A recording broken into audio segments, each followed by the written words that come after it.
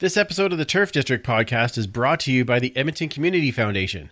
The foundation acts as a bridge between donors and charities to create a strong, vibrant community for generations to come. You can start an endowment fund yourself or with a group, and once it reaches $10,000, it can start distributing funds. Vital Signs is an annual checkup conducted by the Edmonton Community Foundation in partnership with Edmonton Social Planning Council to measure how the community is doing.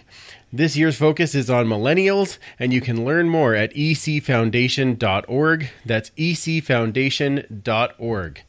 Enjoy the show. Hey, fellas, we ain't gonna ever back down from nobody. I don't care who it is. This is a brotherhood. And if we stand strong together, we can't be denied. If one of us goes down, we have another. And another, and another that's ready to fight. So let's hit this field and bang them, bang them, bang them. Somebody light me up.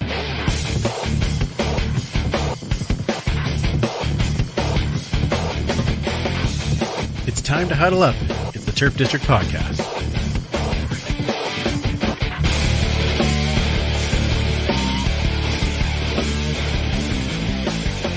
Welcome back to the Turf District, where we huddle up to talk all things Edmonton Elks and the CFL.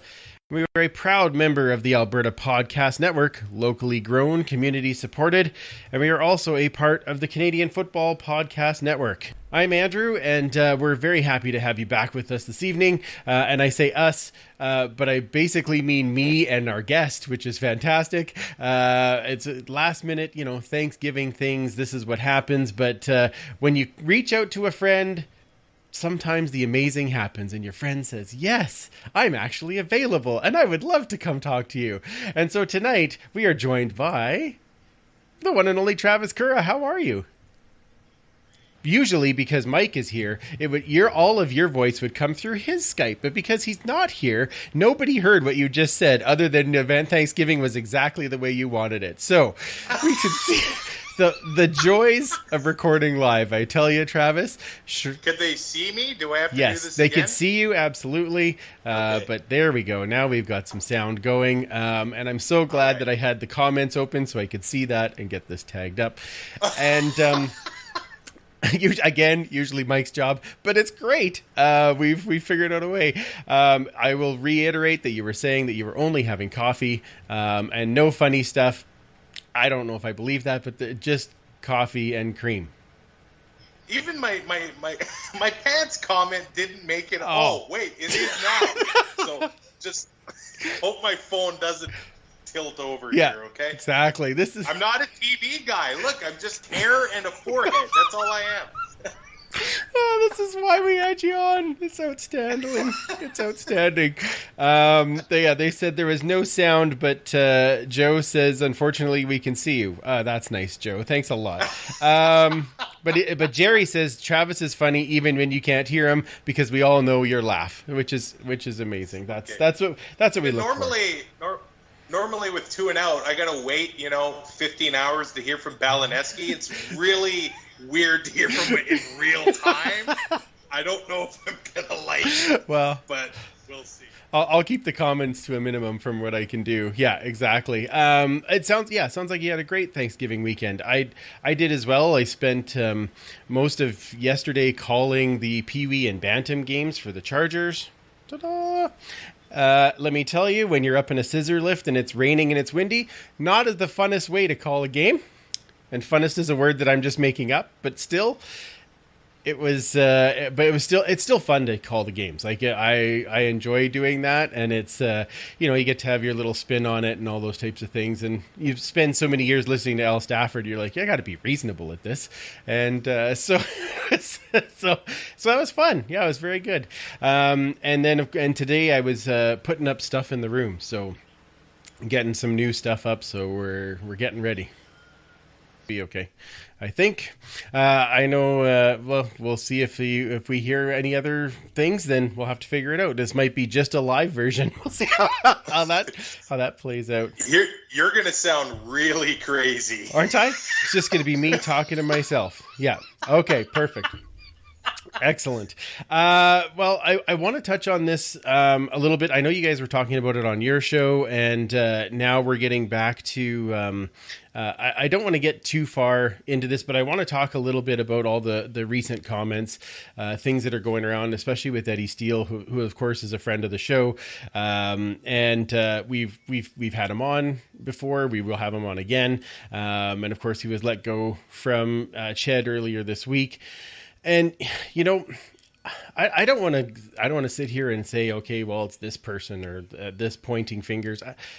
Not really my jam. But what I will say though is that the team itself, I'm just disappointed, I guess. I think as fans we're disappointed with the play on the field, but we're disappointed in the fact that it just seems that if you've been a fan of this team, you're used to them doing the right thing, and we're having a hard time with that right now. We're seeing a lot of things that we're continually having to defend the team. And when you're always defending something, it becomes tiring. And then you start to ask those questions like, why is it that I'm constantly having to defend something instead of just enjoy it? And so I think the fan base as a whole is frustrated.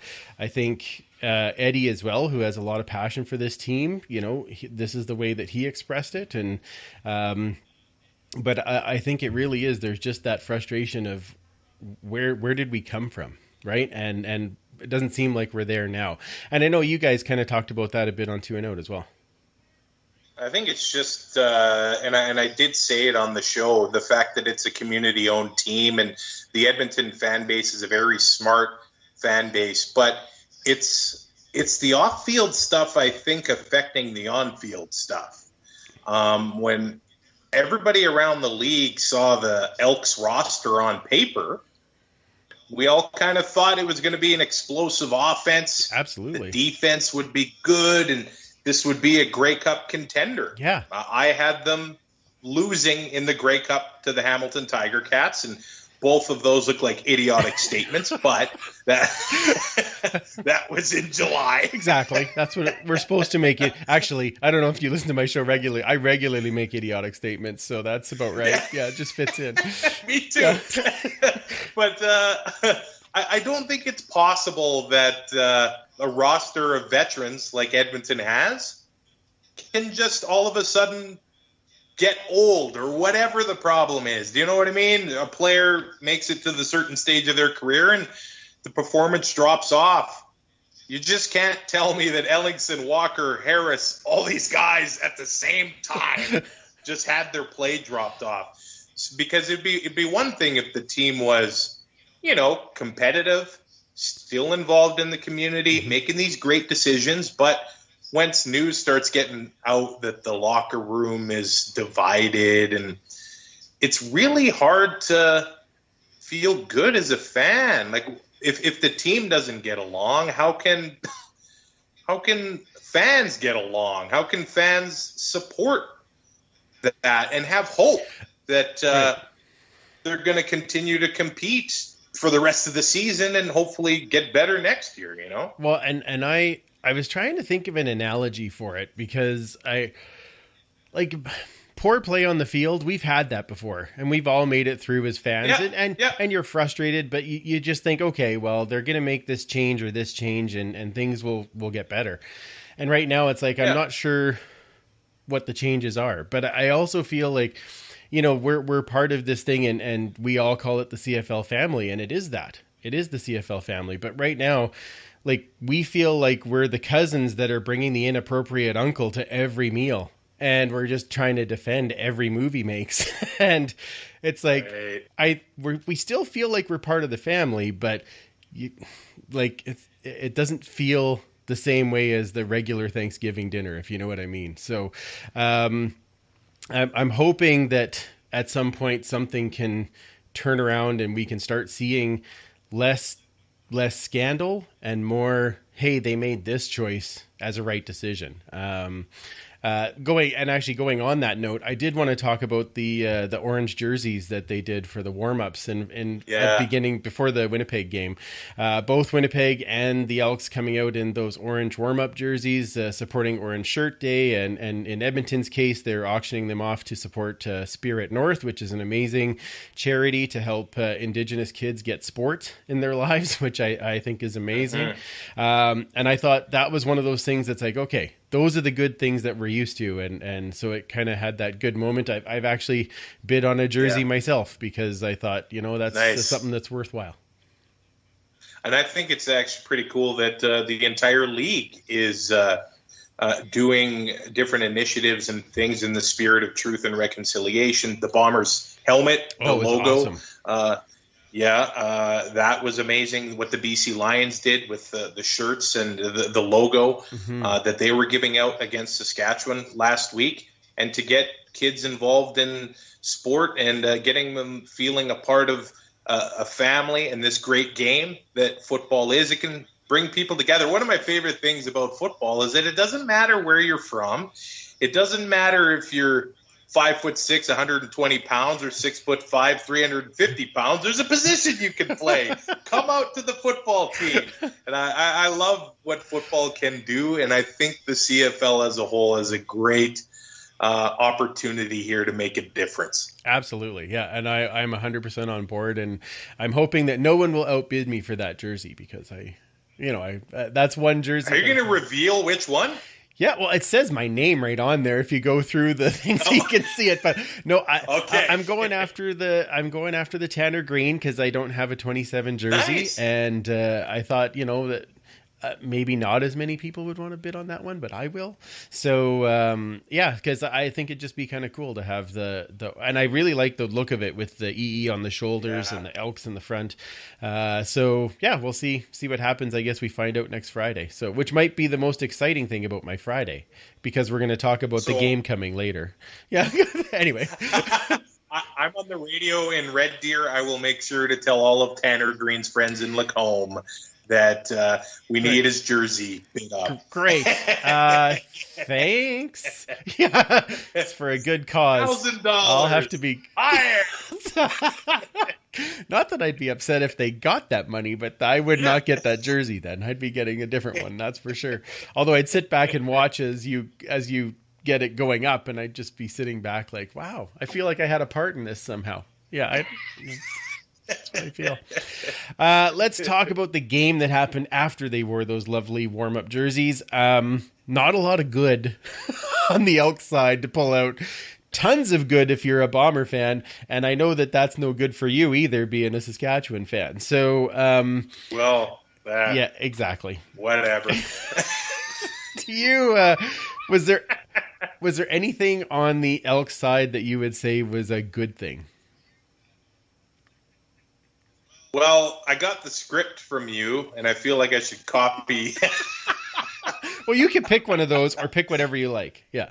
I will say that I did actually say it on my show too, that I have been impressed with James Wilder Jr. as a whole this season.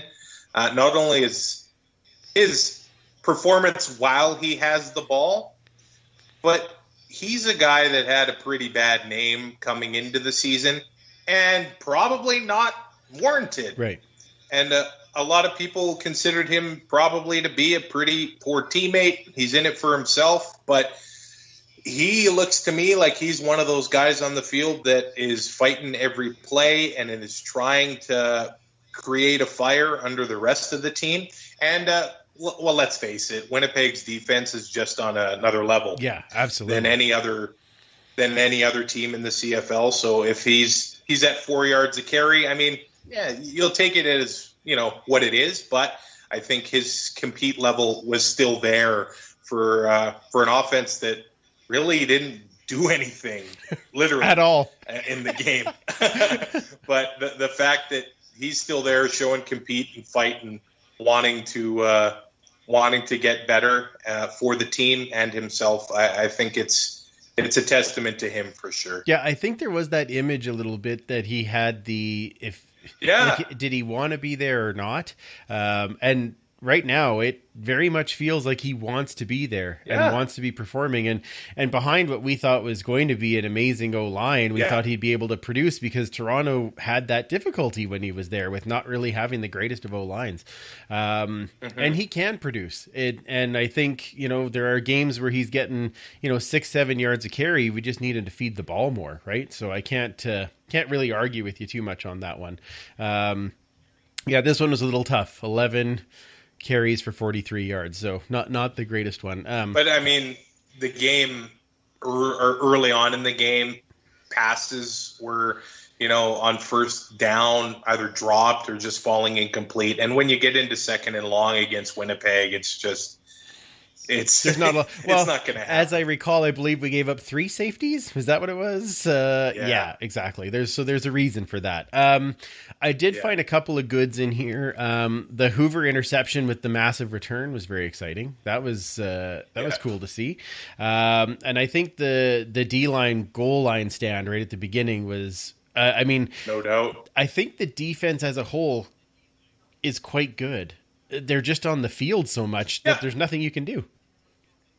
Yeah, and I think if the defense would be able to force more turnovers, they'd be even better. Right. But they've been struggling taking the ball away, and sometimes that is just luck. It's kind of the way it goes. But the best defenses in the CFL, no, that's my ball. They take it away. And I will say, I think it was a better game from Terry Williams in the return game. They ended up getting penalties bringing back the returns, but it was, I think, a better showing from them than the week before anyway. Well, now you're setting an incredibly low bar. So maybe. I mean, how many years? Well, and how many years? And I know there were the penalties, so it didn't count in the end, but it looked like there was something there, Well, I you know what? Can you tell I'm struggling? For many years, I have said, it looks like there's something there, and then... That's true. So you get kind of to the point of, whatever. I'll believe it when I see it. I remember Martise Jackson was going to be the guy. Right. Yeah, exactly. He was going to be. Martise Jackson. How many other guys can we name off that were supposed to be the guy, right? And it just... But it's clear that these guys... They performed well in the systems they were in, right? So the blocking just isn't there for some reason, but the fact that it continues that way for what seems since Gizmo retired. Well, Winston October. I'll give Winston October. Yeah, there we go. And who's the other guy there? Tristan Jackson, I guess, for 1 year had that little bit of, he was a threat, right? But beyond that, it's been... Kendall had a decent year, but then the next year it was not there anymore. So, I don't want to get too carried away, but it was kind of like, we'll see it we'll believe it when we see it, when it happens more often. I think that's kind of where we're at. I wanted to ask you, being that, it's your podcast and all, did the Elks set the record for 2-and-outs in this game? Because I think that, I mean, it has to have been. I don't know how, they'd get the ball within their 10 and 2-and-out, I don't know how many times. It's horrid. I'm trying to look for the stat okay. on that.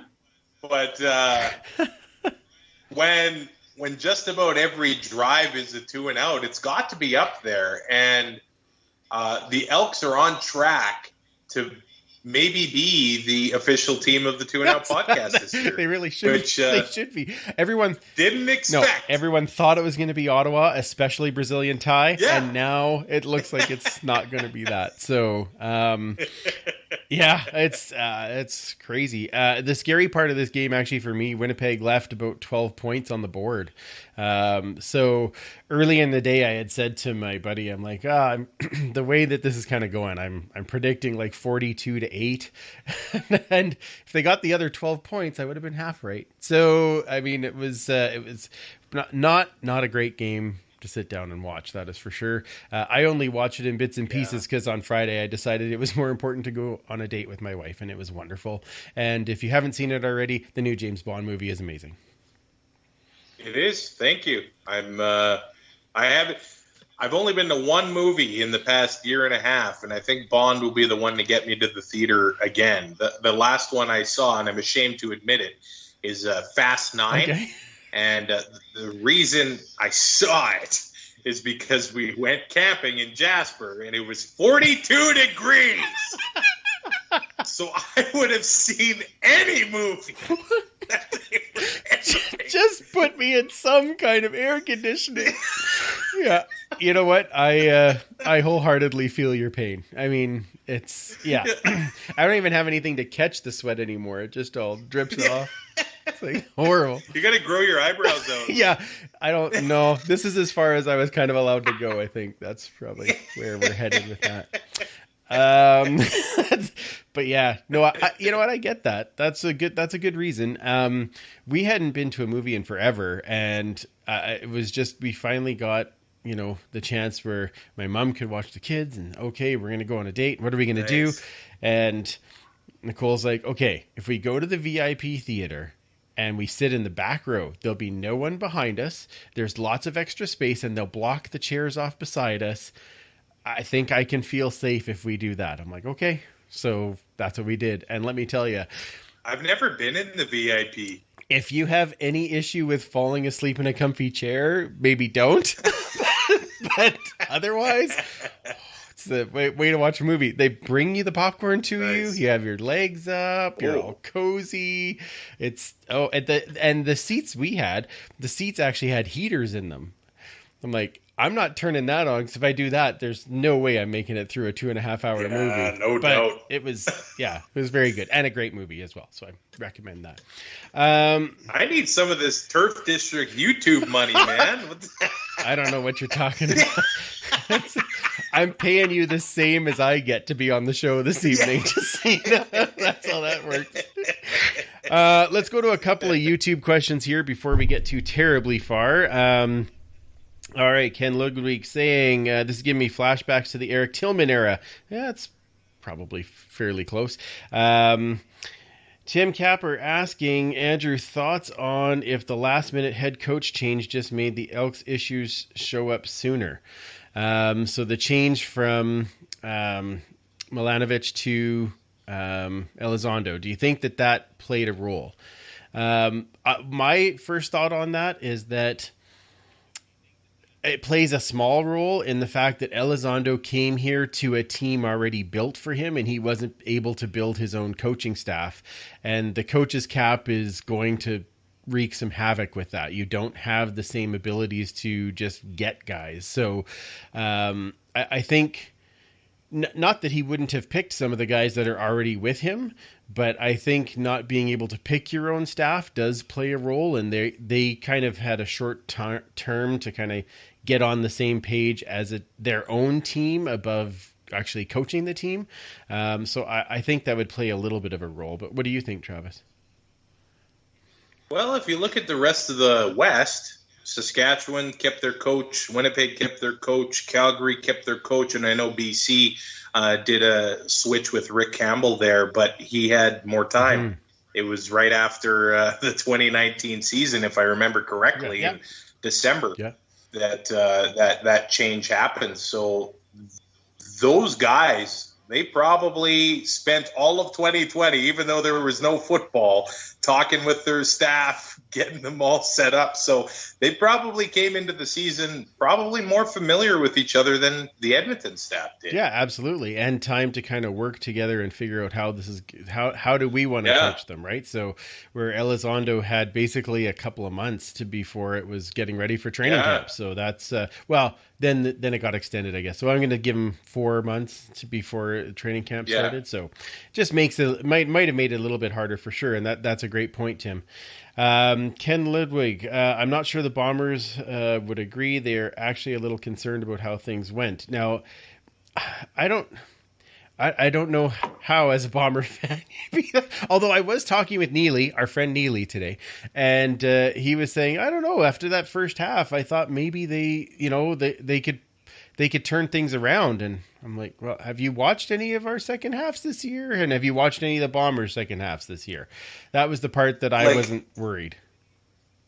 Especially the fourth quarter. They've only given up 6 points all season long in the fourth quarter. It's been incredible to watch. Yeah. I thought that they left more points on the field than the 12 that you referenced. They missed 3 field goals. They missed an extra point.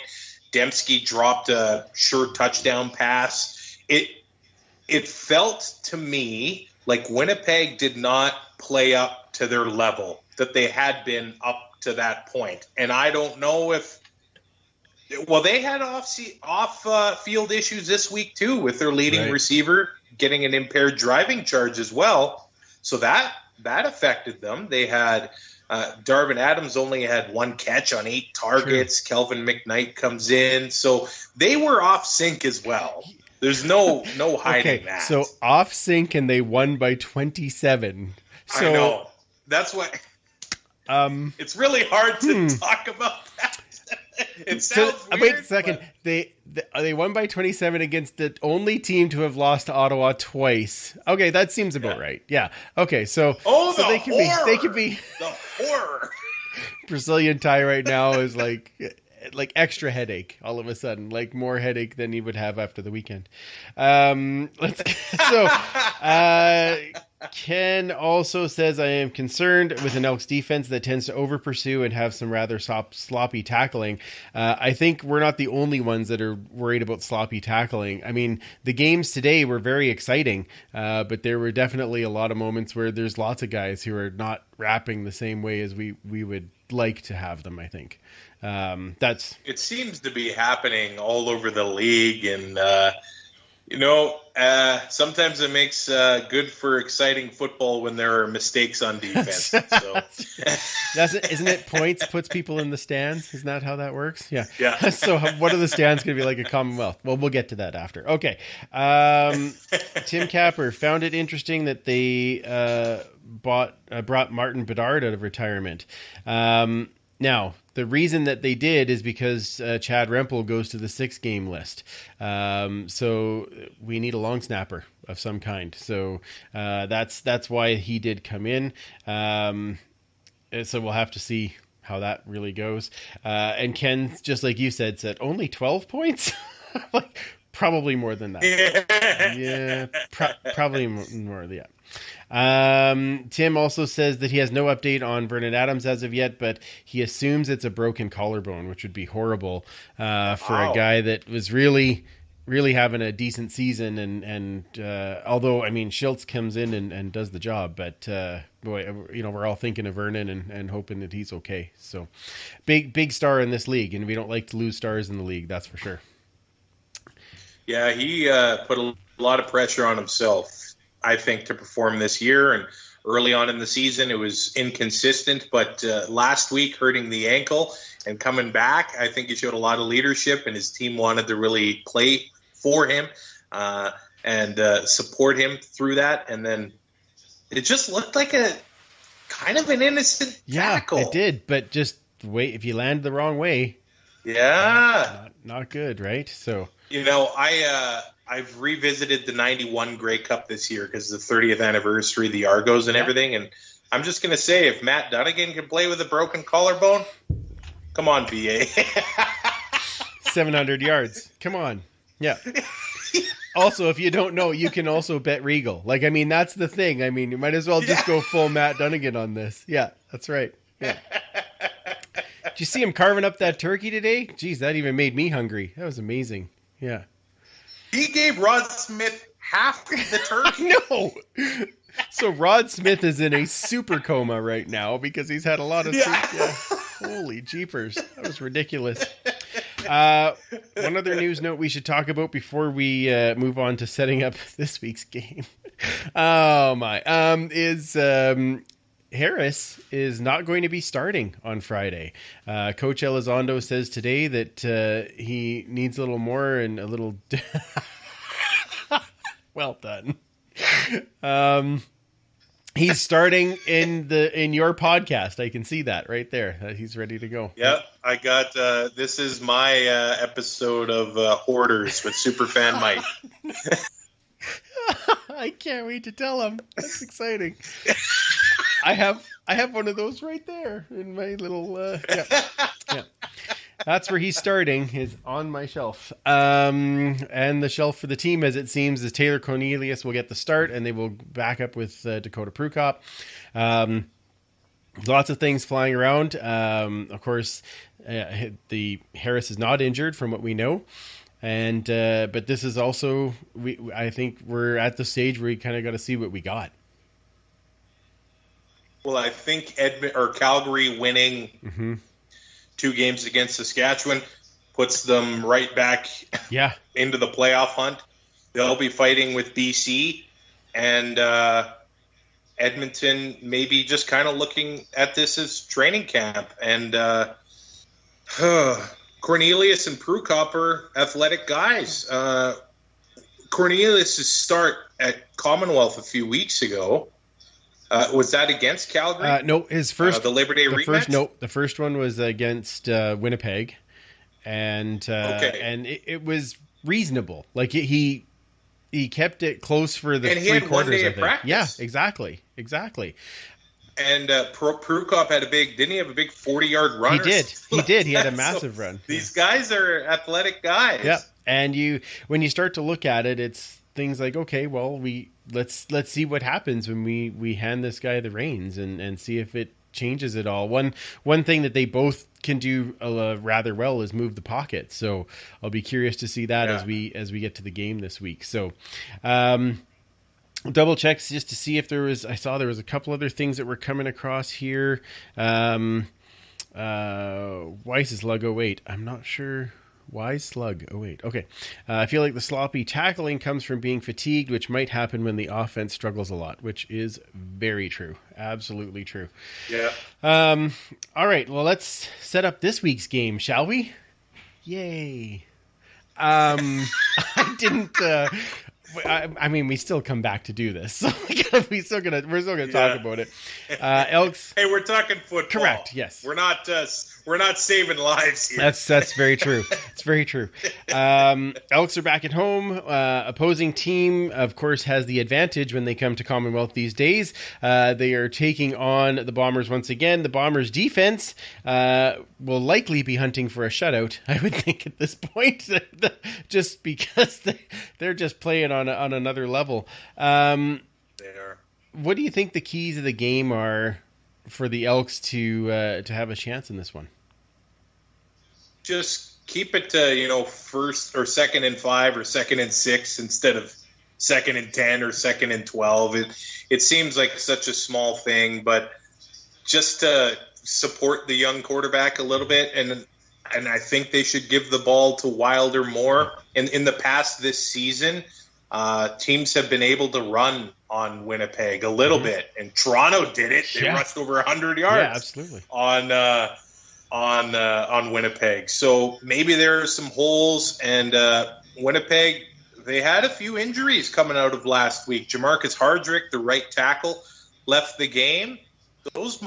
They might affect them a little bit, but yeah, 2nd and medium or short, that has to be a focus instead of throwing it for 20 yards on first down, because it's not going to happen against this team. And I would say that probably about every offense.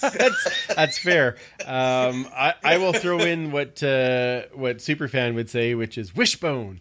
2 running backs, just push it down just constant all night. Just do that, and then we'll see how it goes. But you know what? I maybe the Bombers just take pity on us. Maybe they just think, wow, this poor team. No, they won't do that. I think there's going to be a time this season where Winnipeg's kicking game is going to cost them. Yeah, it won't be this week. I don't know if it'll happen this week. No, but it'll be when they're playing a team that's... I don't know what the rest of Winnipeg's schedule is, but if they're playing a team like Calgary, or they're playing a team like Toronto right now, really the way they're playing. Yeah. Right?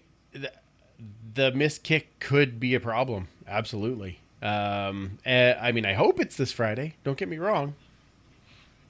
Yeah. Go defense, go. Hey, and Edmonton needs to stop starting field position on their 5 or 10. God, I wish they could do that. I wish they could do that. Yeah, just if their starting position could even be like the 35, would be a step in the right direction. Absolutely. I 100% agree, but I've stopped saying that that's a key to the game because when you repeat it for 4 years and it doesn't happen, okay, all right. And stop this guy. Look at you in the bobblehead collection. Wow. Yeah, I have more at work. Or is it just that you collect John Bowman? You just collect bobbleheads that say Harris on them, or is it just my Harris bobblehead? I need an RJ Harris now.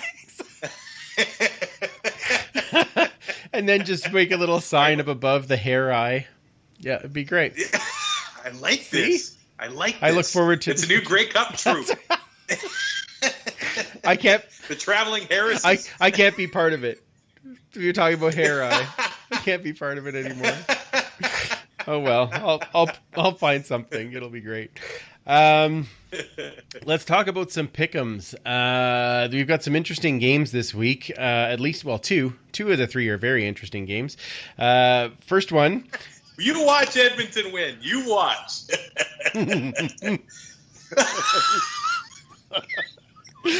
I'm here all night trying to feel. I was gonna say, I don't know. I couldn't even make that giggle. Like, I tried to stifle it. You could see it on the YouTube. I did try. It was not. I couldn't stifle it. So, Montreal against Ottawa in the first one, the rematch of the game today, which was actually a good game. Like, I really enjoyed watching that. Loved the kind of game out for Payne. What's the first? I can't remember. Cameron Artis. There Payne. we go. Yeah, he had quite the game. Almost won the CFPN fantasy for Joe against me this week, but not so much. Wow. Pre-match back in Ottawa. Again, we're seeing Caleb Evans take steps every game and kind of get towards things. How do you see this game going in the Capital? Well, I'm looking forward to seeing more Matthew Schiltz. Yeah. He's only gotten in for a few pass attempts this year, but he makes things happen. He got in against Hamilton when Montreal beat Hamilton in overtime. Mm-hmm. And I think it was like a 64-yard pass to Quan Bray. And then this week he goes 3 for 3 on that final drive, and he scrambles for 19 yards, and they get the winning touchdown. So I think Matthew Schiltz might be one of the forgotten backup quarterbacks in the CFL, and I think he might have a pretty good performance Saturday in Ottawa. And there was moments in this game where those teams didn't seem to get along. Kind of a big, one of those, fast plays where Vernon Adams gets hit by Abdul Kana, and then it was getting pretty testy. And I don't think they're going to like each other anymore in 5 days. No.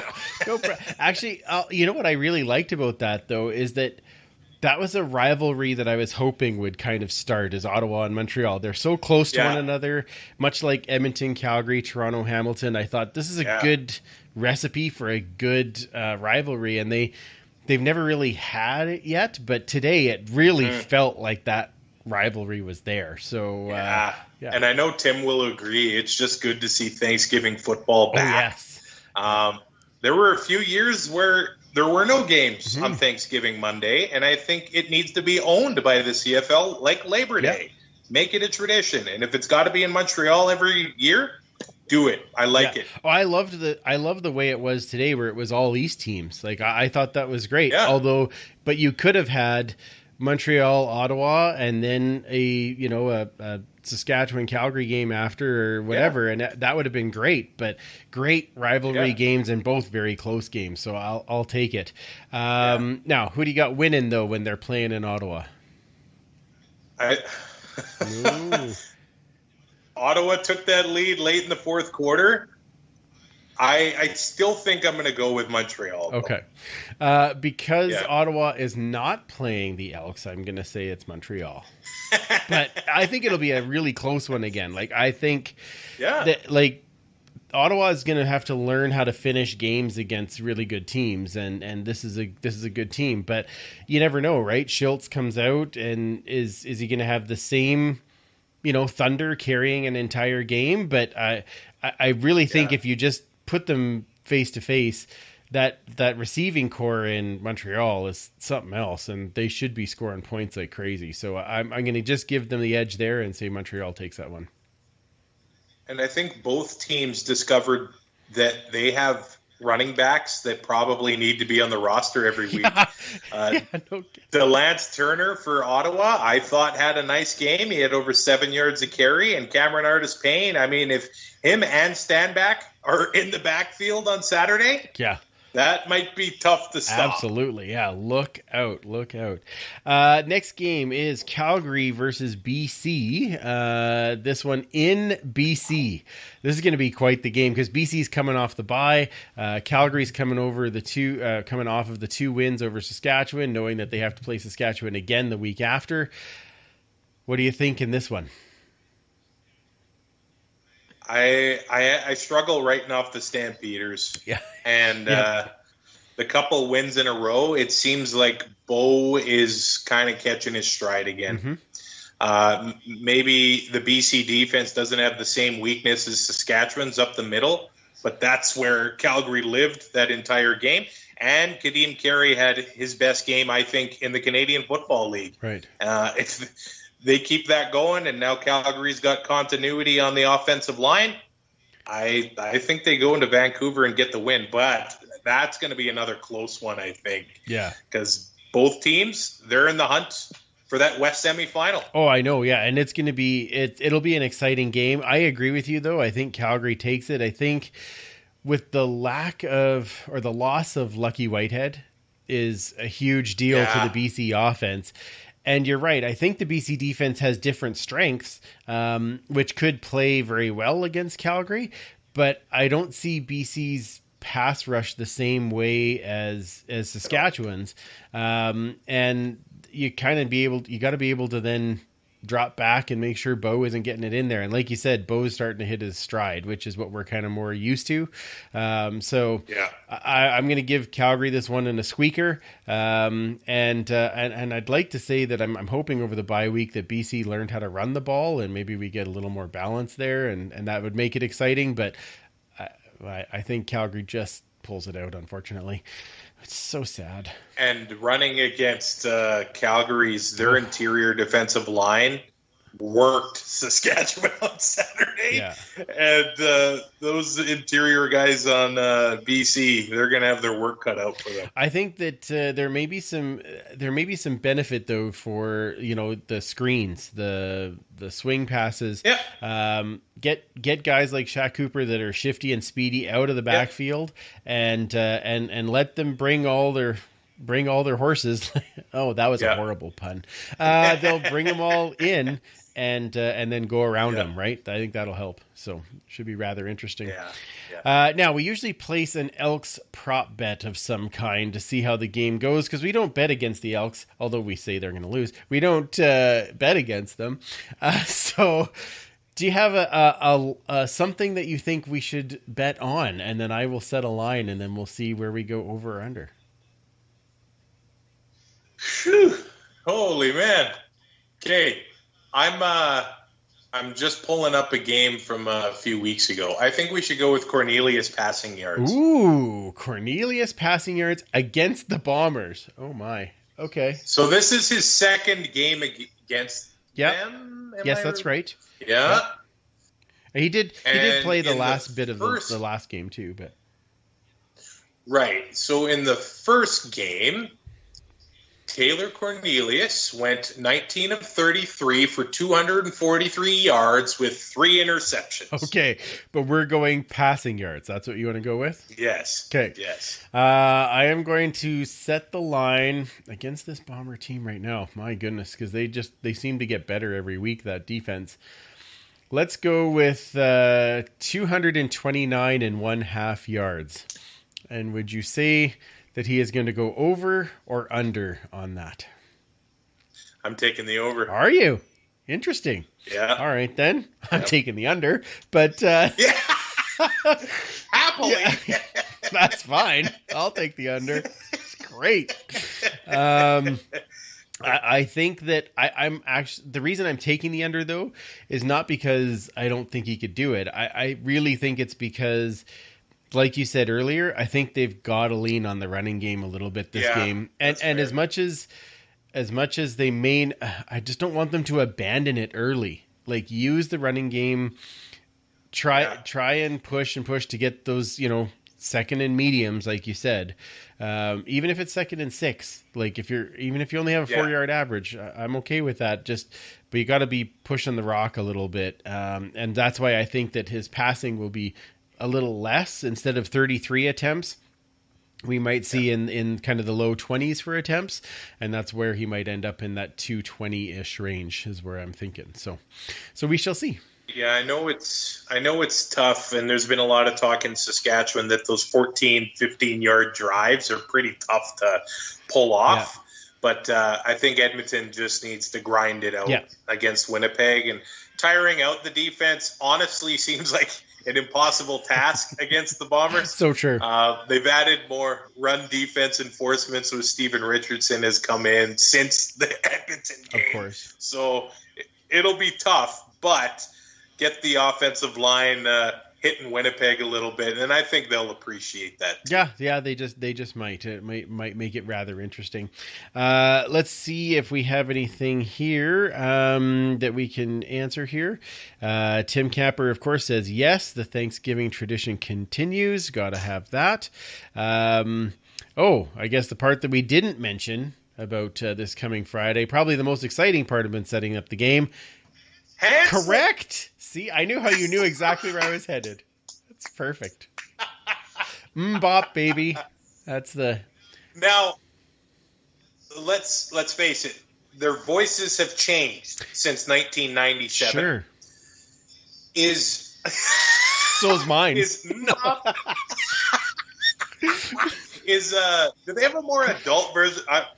Look, I'm fascinated. Is there a more adult remix bluesy version of Mbop now? Actually, there is, and I have heard it. They have done it's good. It's actually kind of, it is a little, actually I would recommend searching it up because it's actually not bad. I was kind of impressed. But it's a little more bop, bop, bop. And it's not your, there's a lot of low tones in that particular voice now. Yeah. Listen to the sultry tones of Andrew tonight. I did not think I would hear you singing Mbop. Well, nobody did. And no one would have tuned in otherwise. Just doing my best Dave Campbell here. That's right. That's right. You just got to watch the play. That's right. Okay. You're good. Not bad, eh? I it. know. I listen to him a lot. That's what happens. Ken Ludwig saying, still trying to figure out why there wasn't a roughing the passer on that Vernon Adams hit. I think because he's out of the pocket, so I don't think you can call it roughing the passer. It should have been possibly unnecessary roughness, but I don't know. Yeah, I think that's probably. We've seen similar plays like that where the quarterback goes to slide and at the same time the defender goes for the hit, and that's what happened with Zach Collaros in Saskatchewan and Simone Lawrence. It almost looked like almost the exact same play to me. Yeah, fair. But Canna ended up it wasn't head on like Simone's hit ended up being. It could have been worse, but let's just say we've seen less get called. Fair, yeah. And I know that, Tim said that we both know the CFL will make up the call with a fine. Yeah, sure. Yeah, probably. I guess we will find out about that. Now, the funny thing is before I set the line, YSlug08 put the line at 224.5. I put, Really? because I was 5 yards off your line, and everyone's taking the over. So, but Ken does say third time is a charm for the Elks. Well, sure, we can hope for that. It is tough to beat a team 3 times. Okay, have you seen the team that they're playing though? Yes, I have on Labor Day and the Banjo Bowl. Don't remind me, man. I was at that West final when Cody Fajardo hit the crossbar. So I'm familiar with the Winnipeg Blue Bombers. I kind of figured. I more meant that I meant the team that the Bombers are playing against. There's a good chance you could beat that team 3 times. But lots of other teams, you got to play the games. That's right. Got to play and see how it goes. Let's talk about our fantasy rosters just really quickly. I know it's super early in the week, and I know that this past weekend was rather interesting with the double games.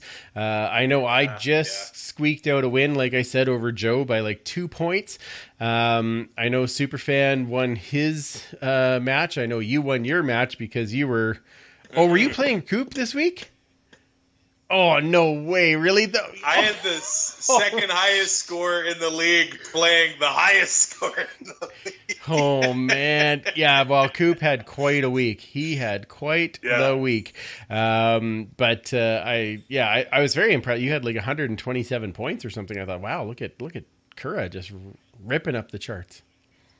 Yeah, I went with a couple Argos, a couple on the Argos defense, and Caleb Evans. So all of those players played 2 games, and I went with Rashid Bailey of Winnipeg and Braden Linnaeus of Saskatchewan, and they both had near touchdown catches. And if that would have happened, I might have won the game. But Coop ended up having Chandler Worthy, who had a big game on Thanksgiving, and finished me off. He did. And I know I went with Rashid Bailey too, and the only part that I was kicking myself about is that I didn't pick up that Stanback was out. Otherwise, I would have started that running back. So instead, I took Morrow with Saskatchewan just because I needed a cheap running back to put in there, right? So I could fill a roster. So because I went with Timothy Flanders, who had he had like 13 and 14 carries in the past couple of weeks. He had a bad game against Toronto and then didn't play on Thanksgiving. Yeah.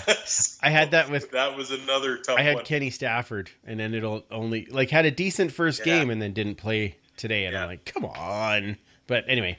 So last week we had 5 games, and this week we only had 3. Right. So it's going to be...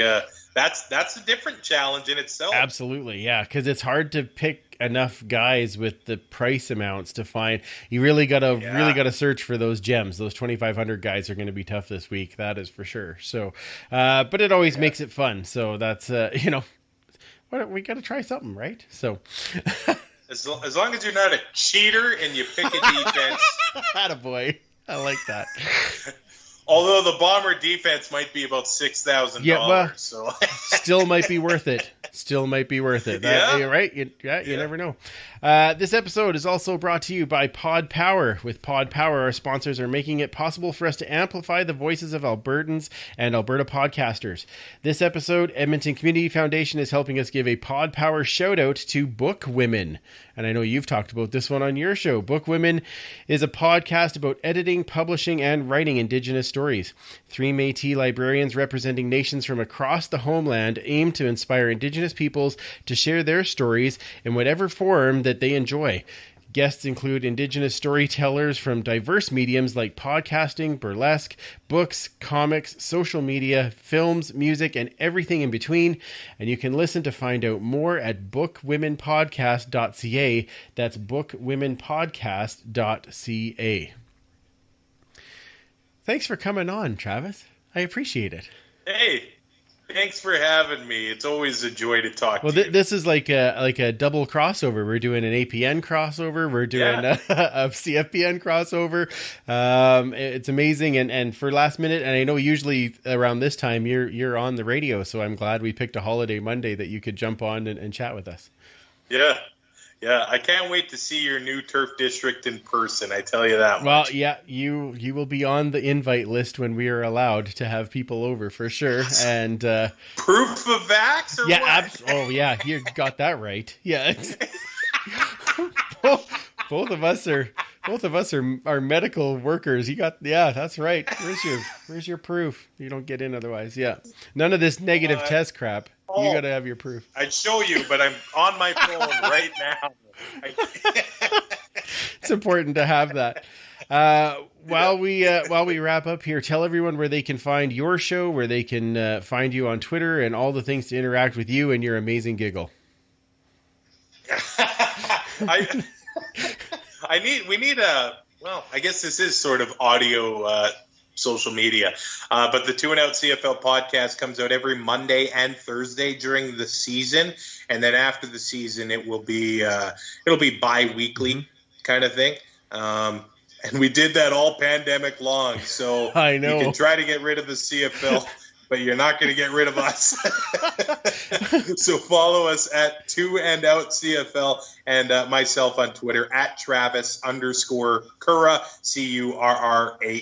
Awesome. And of course, as always, follow all the co-hosts on here. You can find Commissioner Kayla at Duchess Lombardi. You can find Superfan Mike at 56 Parkies. And of course, the history at EDM HISTOREE. I'm trying to do Mike a little bit of service there to make sure that he knows that we're looking out for him, and he delivers that much better than I do, but at least I try.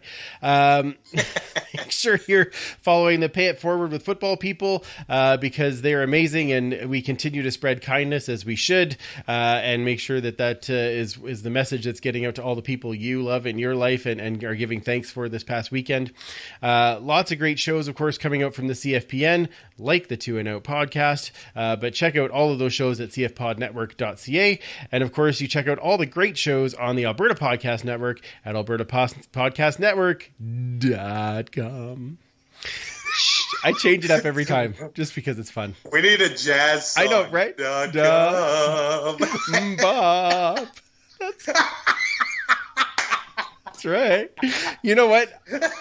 It's almost like we'll all be sitting in front of our TVs with our different hats on, and like just grooving out to Hanson. It's gonna be amazing. Yeah. Of course, join the huddle with us at the Turf District. That's on Twitter, Facebook, and Instagram. We will be back next week to talk about the likely 2-7 Elks, but whatever. There's always a chance. There's always a chance. I think that might be the title of the podcast. There's a chance. Travis says there's a chance. Yeah, exactly.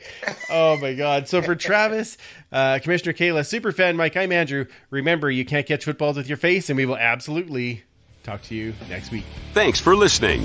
Find more great shows like this at CF Pod Network on Twitter.